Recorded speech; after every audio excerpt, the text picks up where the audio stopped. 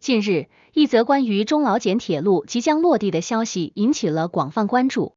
这条铁路项目将从中国云南省起，经过老挝和柬埔寨，最终抵达泰国。这条铁路的意义非凡，不仅将云南与泰国之间的交通连接起来，还让柬埔寨和老挝能够通过铁路与云南省实现直接贸易往来。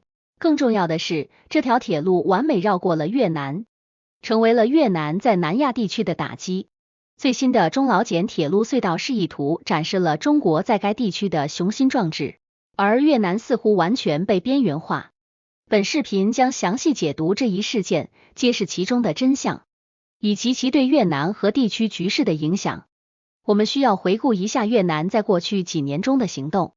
越南积极与美国结盟，并频繁与美国进行军事演习。这一系列动作让人不禁怀疑越南是否忘记了过去的历史。中国是越南的近邻，历史上两国经历了许多磨难。中国对越南的支持可谓是一腔真心。然而，越南似乎迫不及待地决定放弃与中国的友好关系，投靠美国这个霸权国家。然而，中国却通过铁路项目的方式让越南感到了巨大的威胁。中老茧铁路的建设将极大地促进中国与柬埔寨、老挝、泰国之间的贸易往来。这条铁路项目的重要性不仅在于经济上的影响，更在于地缘政治上的影响力。中国作为亚洲大国，一直以来致力于地区的稳定与发展。中老茧铁路的建设将进一步加强中国与周边国家的联系，有助于推动整个地区的繁荣与和平。对越南来说，这无疑是一个巨大的挑战。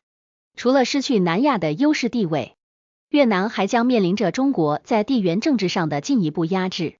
越南一直抱有成为地区交通枢纽的雄心壮志，希望通过多条铁路建设，将自己打造成东盟国家之间互联互通的桥梁。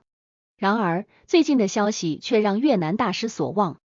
中老茧铁路即将落地，将完美绕过越南，抗衡中国。此次铁路的建设不仅仅代表着中国的巨大投资，更是对越南这个地区接“一带一路”的重大冲击。中国的直接投资让越南失去了在区域合作中的竞争优势，也让越南的地位岌岌可危。作为一个新兴国家，越南面临着许多发展问题和挑战。他们的经济发展仍然依赖于劳动密集型产业，无法与中国一样拥有强大的制造业优势。此外，越南的基础设施建设和交通网络也存在很大的薄弱点，难以满足地区合作的需要。真正令人担忧的是，越南在区域合作中的地位将面临更大的挑战。中老茧铁路的建设将使中国与东南亚其他国家之间的贸易和人员往来更加便利，而越南将因为地理位置的劣势错过这一机遇。相对而言，越南的地位在区域合作中将被进一步边缘化。总之，中老茧铁路的兴建对越南来说无疑是一种挑战，也是一次机遇。越南需要正视自身的问题，积极应对挑战，以免在地区合作中失去竞争优势。